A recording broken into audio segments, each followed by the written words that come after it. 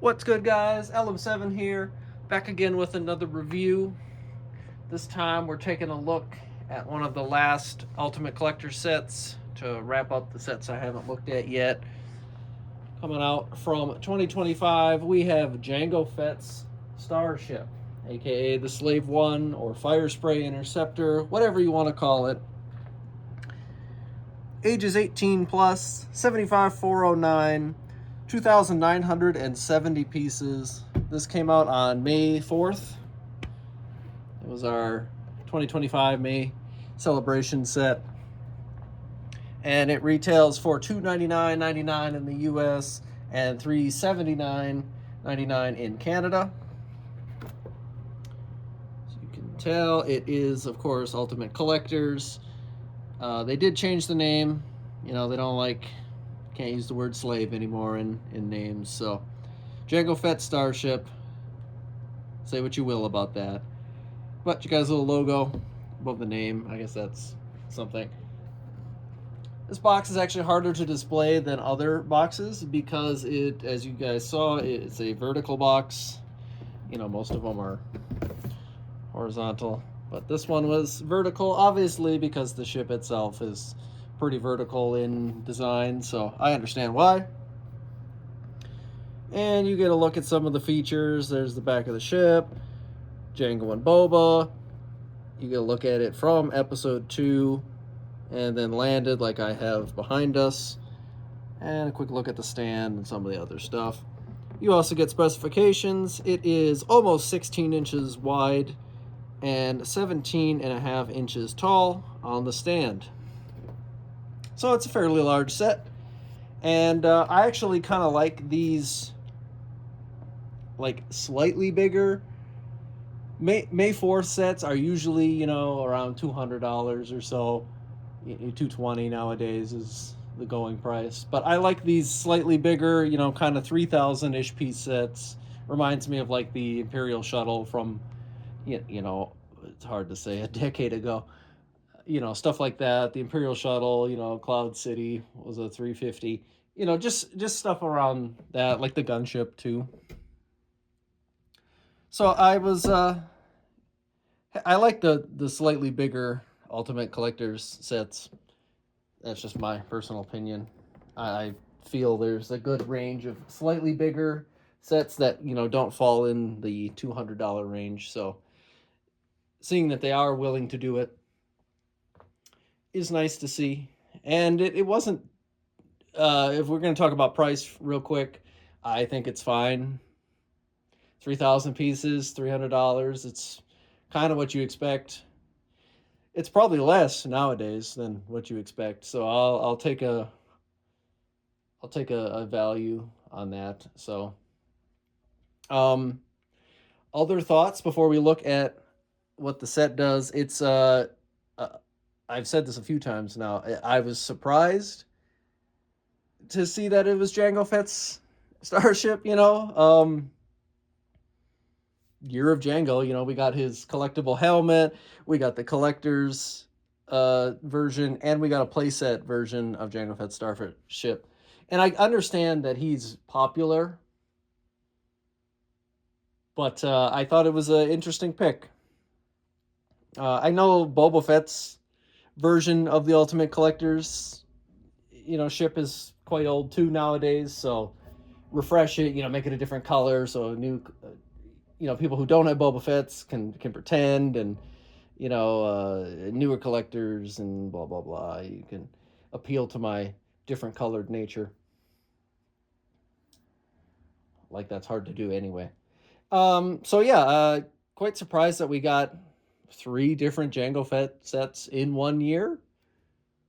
And out of all of them, this is obviously the top of the line set here. This is the one you're going to pine for and try to get. As far as sets goes that come out on May the 4th, this one had the biggest reaction at my now local Lego store up here in Canada. The Death Star line was pretty long. Java wasn't very crazy. There's a couple, but this had more people and more people closer to my age, I guess. you know, a lot of, I'd imagine it was mostly guys in their mid 30s or 40s, you know, prequel guys. So it is what it is. This so far has been the biggest release I've seen at a Lego store, you know, even compared to like the Death Star and other massive sets. So you know, you always get a little bit of worry when you show up hours before the store opens and there's a million people there. And you're like, oh, good. I woke up early and didn't go to work, and I also won't get the thing. Cool.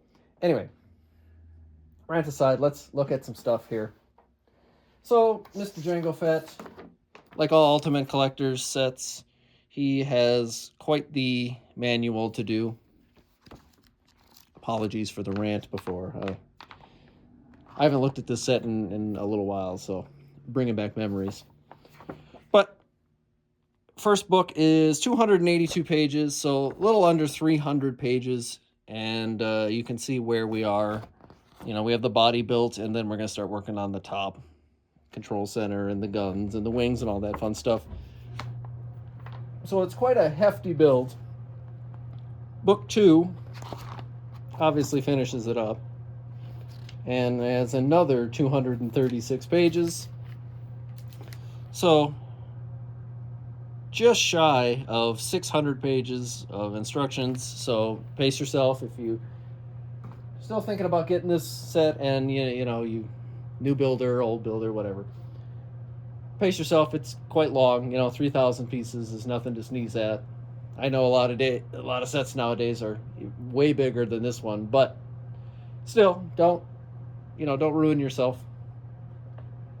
Take your time, enjoy it. This was a fun one. You know, it's got a lot of fun angles, and it's quite different than Boba Fett's. I wish I had Boba Fett's with me right now to show you guys, but the body and, you know, new angles and new parts and stuff in the decade since Boba Fett's ship came out makes it a pretty cool build. And I think, honestly, I think this is the better version. And they're about the same size too, which is also nice to see. You know, they didn't shrink it because, you know, everything back in the 2010 era was big.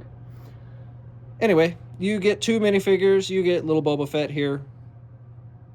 Nothing too special. He doesn't even have the mid-sized legs, so you can't bend him, which is a bit of a shame, but it is what it is.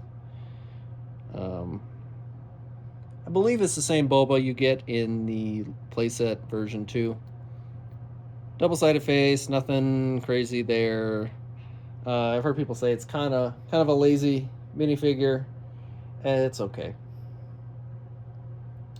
It's okay. I don't know. The hairpiece might be a little long. I know he does kind of have that raspy hair in episode 2, but it's okay. I didn't buy the set, obviously, for Boba Fett. If you are going to buy the set for a minifigure, which I think is silly, but to each their own, you would get it for Jango, who has all the bells and whistles. Nice arm printing. You see his silver armor plating over his bodysuit, and he's got the leg and foot printing, as expected, hopefully, for Ultimate Collector sets. And you can even see his back armor plating, because I don't have his jetpack on. And we'll look at that in a little bit. Pretty good helmet. He's got the new visor. Or the new radar Pathfinder antenna. Pretty good face. It's got his stubble. Pretty well defined there. Angry face on one side, neutral face on the other. Yeah, you know, that's pretty much all we see of Jango in episode 2 before he dies, so. A overall good minifigure. He does obviously have blasters and a jetpack, and I'll show you where those get put in the actual ship later. You also get his hairpiece, which I think is fine. Nothing crazy there. So, you get a display card. I'm not going to read it out to you. You guys can read or pause this and read it if you want. Made by Quat Drive Yards. Everything is made by them. Like I said earlier, fire spray interceptor. It's a little more in-depth there. And then you get the actual stand. So if you didn't know, You can put it on the stand, or as you see, if you want to display it like this, you can display it flat. It's not really doing anything. There are pieces underneath the bottom that kind of, help distribute the weight. So if you have both slave ones and you don't both want them standing up, you could both of them do this. So you can have them, one landed and one not and all that. All right, so the actual set. I know we're kind of far away, and we will fix that in a second, but for now, just because we're at an okay angle, we're going to start off with, one of the big features. You take off the cockpit here, the glass, and this is a new piece, and I thought this was pretty cool. Don't love the stickers, but they're almost an inevitability nowadays, unfortunately. So, inside of the actual ship, and I will show this more when I pick it up, you can take out the center console, and it's on these little ridge bricks, and it just, slides in place. So here's the targeting computer and all that fun stuff. It's pretty accurate. You actually can fit 3 minifigures in this part alone and 2 down below it, which is awesome. It's pretty accurate to size and scale and all that stuff. And you can put your minifigures in there. And they're fairly easy this time. I like to point this out in specific because, like I say, I kind of have bigger hands. So sometimes they make the spots where minifigures can fit, and it's quite hard to get the guys actually in there. But they fit very nicely in here, and then it slides into place also very nicely. Upside down, of course. And you can even fit a third guy in there, like I said, if you wanted. So, now we are going to start by lifting it up. It is quite a durable set. There are a couple places you don't want to pick it up, like, don't grab it by here. Kind of grab it underneath or with the stand and hold the back where my top hand is here. But if we look on the inside, we can see the other details. Like I said, there's 2 chairs. And I like the detail that they have in there. You can see the bars where the center console is going to go, and the inside detailing is quite nice. This black tile, which may be a little difficult for me to do one-handed, but I showed you where it is. Oh, okay. Wouldn't be a normal review if we didn't, lose something. And then lose it entirely. Okay. Well, that's fun. We'll find that at some point. So if you take that off, you get this little panel, and on the flip side, it has a little med kit and Jango's blasters, and it also has his jetpack. But I bumped the jetpack, and now it is on the inside of the ship somewhere. And if it falls out, I'll show you guys then. However, it's not there right now. And it doesn't want to show itself. I don't really know where it ended up, which is always fun. So that's where it comes out. It doesn't actually sit, it's not connected to anything. It's like a loose 2-stud connection, but that's fine. It's actually pretty durable. And then, like I said, the groove brick, and you just pop Jango Fett and Boba in there, and then it sits upside down.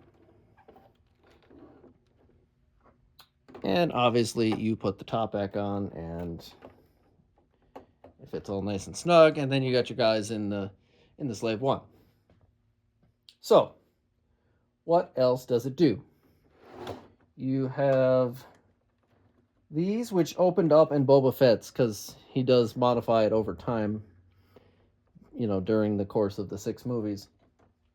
Jango does not have any little secret compartments or anything on the side here, but he does still have a blaster on each side there, and your rotating blasters here at the end, which they rotate in tandem, and you can position them a little bit if you really want to give them an angle, but not really super important to do. We can take a better look at that. Just rotate, and then they rotate all the way around if you want them to, but they do get stuck on the tail if you go too far down, because obviously they're not meant to do that. And they can rotate and move up and down a little bit. That's not really accurate, but just detailing. And then obviously the main draw is the accuracy to Jango Fett's actual Slave 1. You can see it has the different shades of green up and down, and you know, the yellow accents, and obviously the blue. There's a lot of colors in this set, which is always fun, and it's always cool to see the colors actually like work out. As an artist, sometimes you have this idea and you're like, yeah, it's going to be all these colors, and then you put them together and they don't work. But this obviously works. I'm big fan of the white and blue color pattern, and I actually like the lighter green more than the darker green, because I think it just goes better, but it's everybody's opinion. And then here, like I said, there's the little side panels. Nothing really special there. Just a little bit of detailing. And you got your detailing towards the front. And your like angles. All kinds of different shapes and techniques to get your angles here and around the bottom, which I think was really fun. And then, you know, you have this nice smooth tiling around the whole outer edge. I think it looks like a nice set. Overall, they did a good job designing it. And it's very, very hefty. It's quite a solid build. This is a little hollow. Not crazy, but compared to the rest of the ship, this part's a little hollow. It's a lot of Technic-ish connections, as you'd expect to make it at like the very slight angle that it has, you know, up and down. So, what else do we have here? Let us lower the camera a little bit so we can see it without me having to hold it the whole time. All right, so if you press this lever in, you have the inside of the ship, and you can put cargo and stuff in there if you want.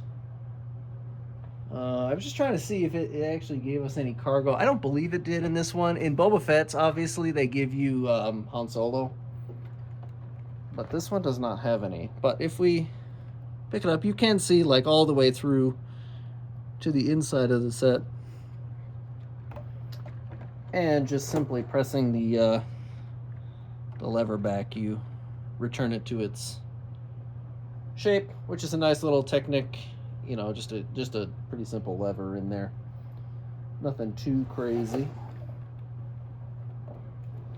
And then just a little, you know, some more detail on the wing. I think the wings are... I really liked building the wings. It was very fun to like finish it up and do all the detailing there. Very satisfying, if you ask me. So let's see if I can tilt it. I don't recommend doing this tilting, but just to see a little bit on the underside. I'm going to put it on its stand in a second here so we can see the backside detail, because there's a ton of detail on the back, obviously, because that's a big feature of the ship itself. You know, that's where the engines are, and the thrusters, and it's where it drops bombs and all that kind of fun stuff. Obviously, the best sound in all of Star Wars comes out of this ship, so we will take a look at that in just a second. So, for the stand, it has a couple little knobs here at the top, and they go in right underneath. It's kind of an odd thing to do.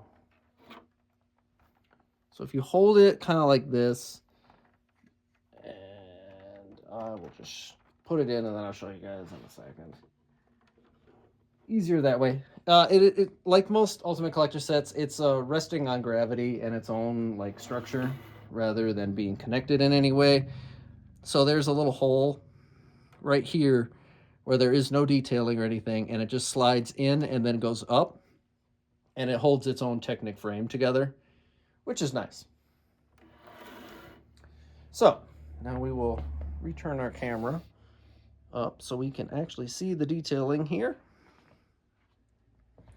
And it's just what you expect, you know, a fair amount of accurate detailing. Like I said, they have these little studs lining it kind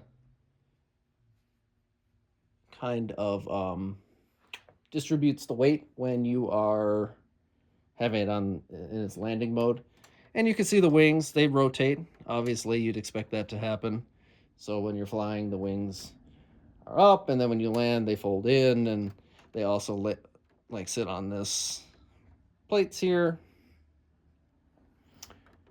All right, so really the last thing is obviously the bomb that it drops. So you can take these plates off, and you can arrange them in a number of ways: closed, fully open. If you want to fully open, you can do it like that. It's only connected by a couple studs, so you can choose the level.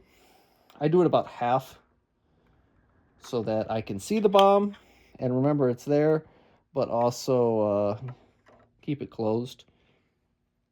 And you do get a bomb. Unfortunately, it is riddled with stickers, which is a little unfortunate, but you do get the famous bomb that, like I said, makes the best noise in all of Star Wars.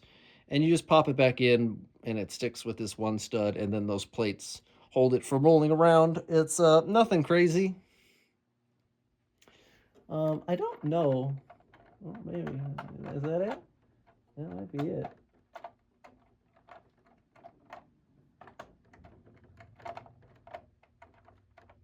I don't know where the